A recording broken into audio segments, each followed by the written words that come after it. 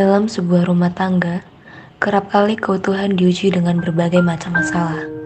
Sebagaimana yang terjadi pada suatu keluarga yang berawal dari keluarga yang damai, tentram, suatu ketika harus dilanda dengan permasalahan yang membuat sepasang suami istri dalam satu keluarga kecil ini memiliki masalah besar yang mengakibatkan pernikahan keduanya harus berakhir dengan perceraian.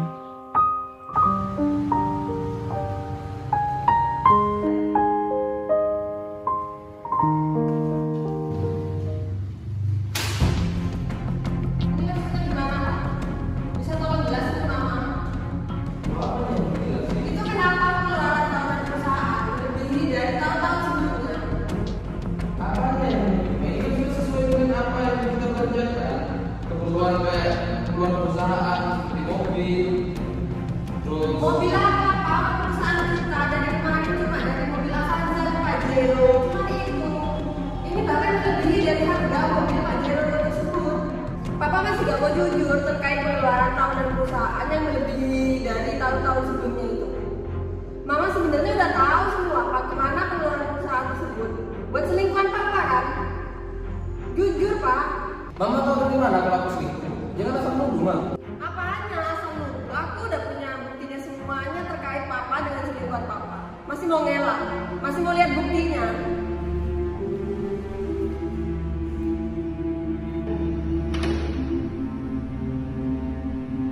Pokoknya mama gak mau tahu. Mama udah gugat papa ke pengadilan.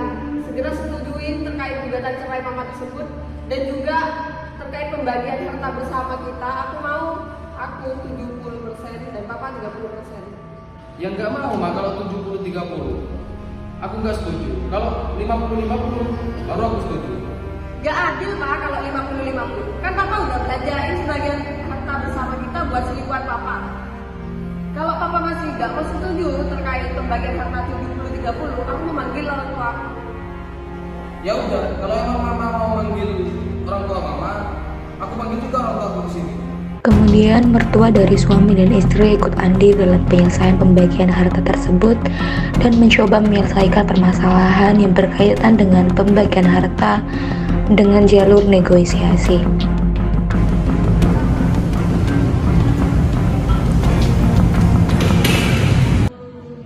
Pak, sebenarnya ada masalah sama Mas Fendi. Tapi karena di sini cuma ada mama sama papa, jadi aku sekalian menunggu orang tua dari Mas Fendi. Gimana menurut Pak? Ya udah, ada apa sih biar sekalian kalau jelasinnya ya. Iya kan, Ma? Iya. Ya udah sekalian. Kapan orang tuanya datang?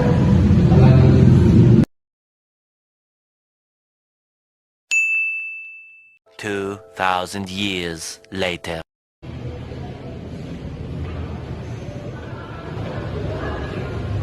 Oh, sulit sekali. Gimana kabarnya?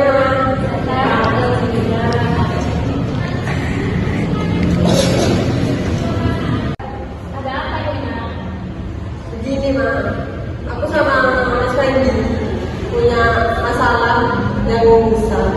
Gak ada masalah apa, kayaknya besar sekali sampai ke orang tua itu yang dipanggil semua.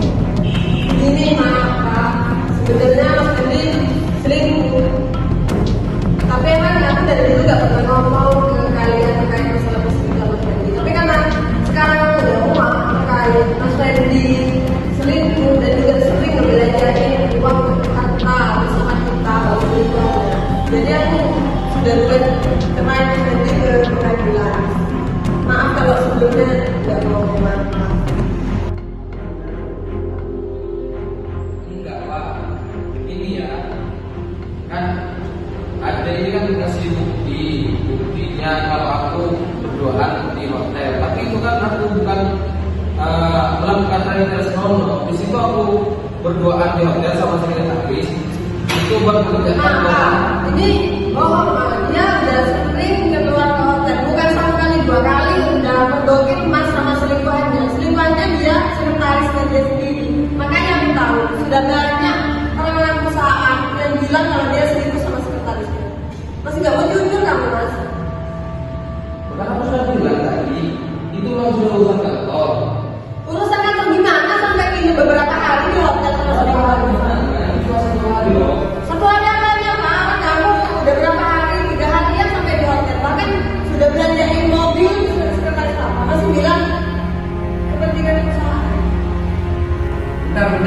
kamu nggak bilang selingkuhnya malah ada buktinya. Kalau Ada. ada bukti berselingkuh. Ada Pak, aku udah punya bukti semuanya. Bentar Pak.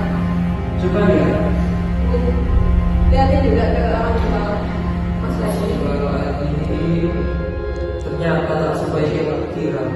Itu sesuai sekali bukan Mak? Aku udah gugat Mas Fendi ke pengadilan. Tolong disetujui untuk Mas Fendi dan juga terkait pembagian harta 70-30. Menurut Papa Mama gimana? Kalau menurut saya, karena semua bukti itu sudah terbantah dan sudah melihat juga kita, maka saya setuju dengan kata saya. Karena apa? Kalau Nafendi dikasih imbang, kan Nafendi sudah keuangannya itu sudah dibuat menghidupi selingkuhannya juga. Dan kenapa? Untuk kasih itu, aku mau 50-50 karena dari dulu yang mengelola perusahaan dia itu sendiri. Oh ya kan? Kan udah bagi perjanjian. Yang sebulan biasa, tapi kan di sini kan aku yang berupa penting untuk mengurus perusahaan. Gak bisa. Aku maunya 50-50. Gak mau, kan udah ada perjanjian dari sini sebelumnya. Gimana menurut Bapak Rano? Ya sebenarnya kita jangan dulu di sini. Gak enak sama orang-orang Dimana kalau Bapak kalian benar-benar berdor agar bisa mediasi dua masalahnya. Oh iya, setuju itu saya. Karena apa? Pertimbangan itu kalian sudah punya anak. Jadi mungkin kalau kita mendatangkan mediator ada titik temu di antara kalian berdua. Pada akhirnya permasalahan tersebut lagi-lagi tidak menemukan titik tengah. Sehingga pihak istri mendatangkan pihak mediator untuk membantu dalam penyelesaian permasalahan tersebut. Baik, selamat pagi Bapak dan Ibu yang saya hormati. Sebelumnya, izinkan saya untuk perkenalkan diri terlebih dahulu. Saya berjalan sebagai mediator di depan Bapak dan Ibu untuk membantu proses mediasi dalam penyelesaian masalah yang kalian berdua alami. Sebelumnya silakan memperkenalkan diri terlebih dahulu. Baik, perkenalkan diri saya Sofyani sebagai istri dari Bapak Fendi. Ini suami saya, Bapak Fendi. Baik, karena di sini Bapak dan Ibu sepakat menunjuk saya sebagai mediator ya dalam kasus ini, maka saya akan menjelaskan sedikit tentang mediasi. Berdasarkan peraturan Mahkamah Agung nomor 1 tahun 2008, dalam pasal 4 disebutkan bahwa semua sengketa perdata yang diajukan ke pengadilan termasuk perkara perlawanan atas putusan perstek dan perlawanan pihak berperkara maupun pihak ketiga terhadap pelaksanaan putusan yang telah berkekuatan hukum tetap wajib terlebih dahulu diupayakan penyelesaiannya melalui mediasi, kecuali ditentukan lain berdasarkan peraturan Mahkamah Agung ini. Jadi Bu, Pak, mediasi ini adalah cara penyelesaian sengketa melalui proses perundingan untuk memperoleh kesepakatan para pihak dengan dibantu oleh mediator. Sampai sini Bapak sama Ibu paham dengan apa yang saya jelaskan? Jika paham, bisa ceritakan masalah terjadi di antara Bapak dan Ibu saat ini. Jadi seperti yang bermasalah awalnya seperti ini istri saya mendapatkan data bahwasanya pengeluaran per tahun itu tidak sesuai dengan tahun-tahunnya dan hal tersebut saya untuk pengelolaan perusahaan itu saya belanjakan untuk keperluan perusahaan, tapi istri saya menurut saya berselingkuh dengan sekretaris saya sendiri. Nah dari situ istri saya ini menuntut saya buat cerai dan membagi harta kita bersama itu menjadi 70-30. Sedangkan saya sendiri itu tidak setuju kalau pembagian harta itu 70% dia 30% ke saya, itu saya tidak setuju. Saya setujunya kalau 50% 50% seperti itu. Bagaimana itu apakah benar yang dikatakan oleh Bapak Fendi? Sebagian benar, tapi sebagian juga masih kurang tepat Bu. Karena sebagian harta bersama kami bukan dia belanjakan untuk kebutuhan perusahaan saja, dia belanjakan untuk selingkuhannya seperti membelikan mobil, belanja untuk selingkuhan dan sebagainya. Itu alasan kenapa saya harus bercerai di suami saya. Baik, jadi ini ya Pak Bu, menurut saya ya Bapak sama Ibu ini lebih baik kalau kembali aja, mengingat perusahaan yang Bapak sama Ibu bangun ini kan mulai bawah ya, dan itu lumayan susah ya, mengingat juga Bapak sama Ibu sudah dikaruniai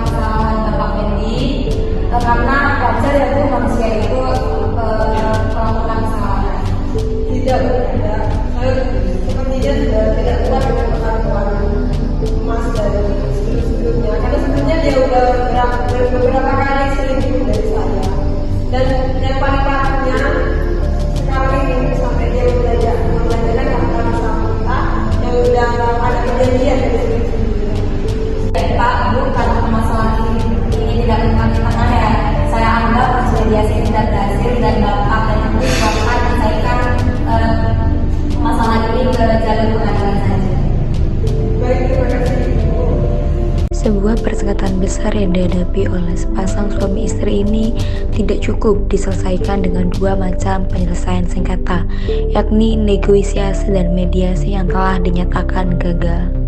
Oleh karena itu, sang istri yang memiliki teman ahli hukum, maka ia berinisiatif untuk meminta saran perihal permasalahan yang sedang dihadapinya.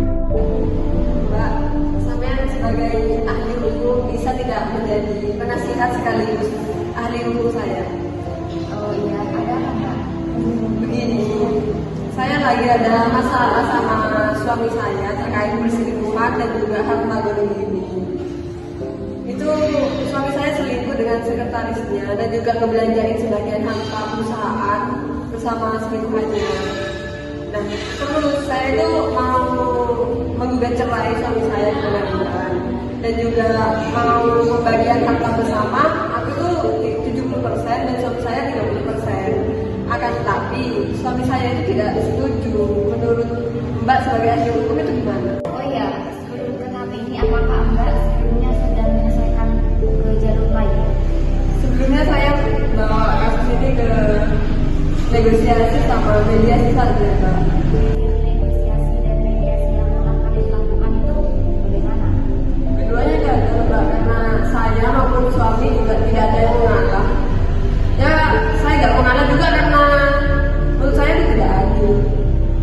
Gini Sob, kalau menurut sepemahaman aku ya tentang pembagian harta gono ini sesuai dengan pasal 97 kompilasi Islam yang berbunyi janda atau duda cerai hidup masing-masing berhak mendapatkan 1/2 dari harta bersama sepanjang tidak ditentukan lain dalam baik perkawinan.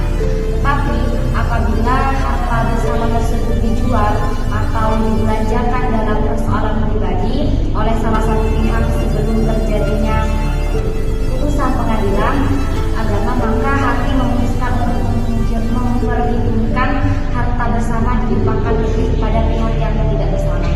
Berarti kalau gitu benar dong, Mbak, kalau saya yang seharusnya mendapatkan bagian lebih banyak daripada suami saya. Soalnya kan sudah terbukti kalau suami saya selingkuh dan ngebelanjain sebagian hartanya buat selingkuhannya, ya kan, Mbak? Jadi kalau seperti itu berhubungan dengan hukum tetap, saya sarankan tidaknya langsung ke pengadilan atau ke pengadilan.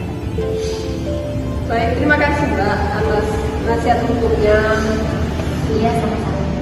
Sehubung dengan saran yang diberikan oleh sang ahli hukum, maka sang istri meminta sang mantan suami untuk mendatangi kantor konsultan hukum atau konsiliasi.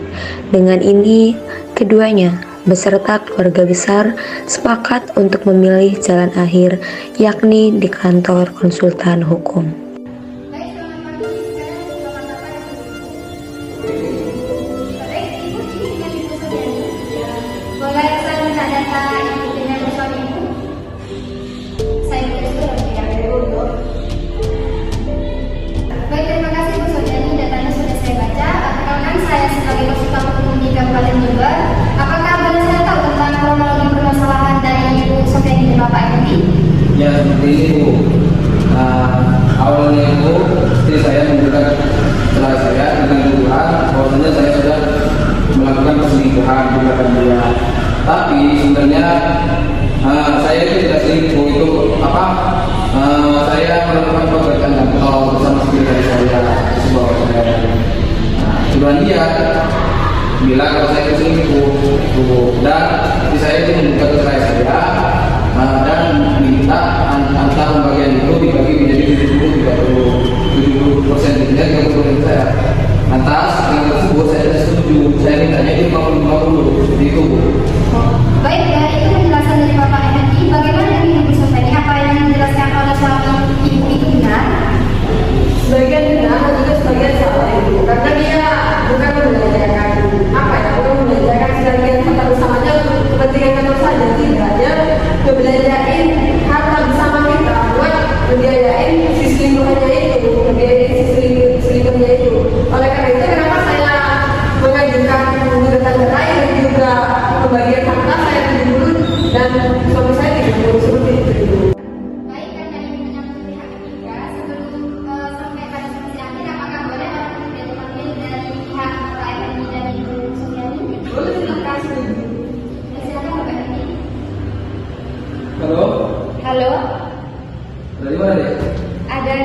apartemen. Iya, saya nonton. Baik, bisa Bapak. Iya. So much later that the old narrator got tired of waiting and they had to hire a new one. Tomorrow.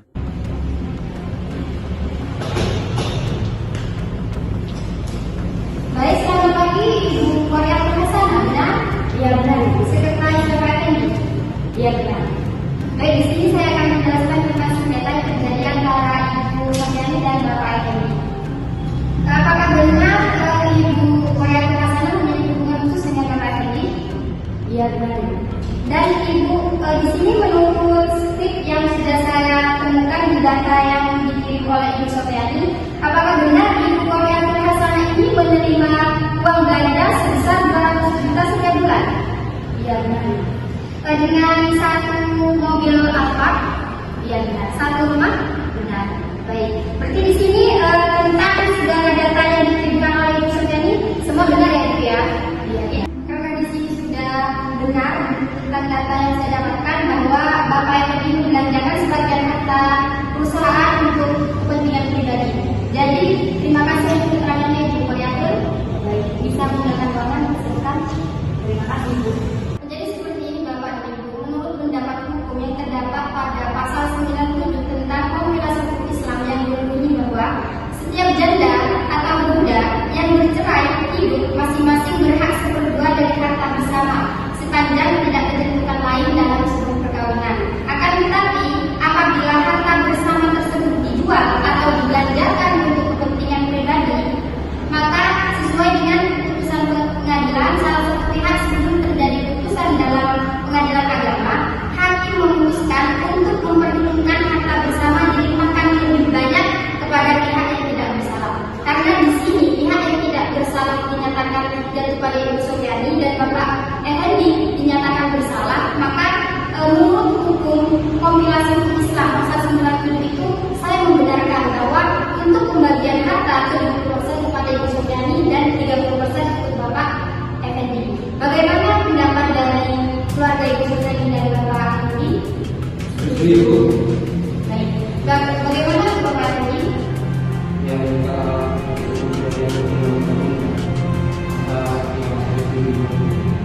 Untuk Ibu Sofiani? Baik, karena meskipun permasalahan ini dibawa ke ranah pengadilan, pastinya akan tetap seperti ini, karena ini sudah memenuhi hukum tetap. Keputusan akhir untuk pembagian harta gonogini ini 70% untuk Ibu Sofiani dan 30% untuk Bapak Effendi. Bagaimana? Baik, terima kasih untuk seluruh pihak. Semoga kita dengan baik. Dari saya, Assalamualaikum warahmatullahi wabarakatuh. Terima kasih Bu.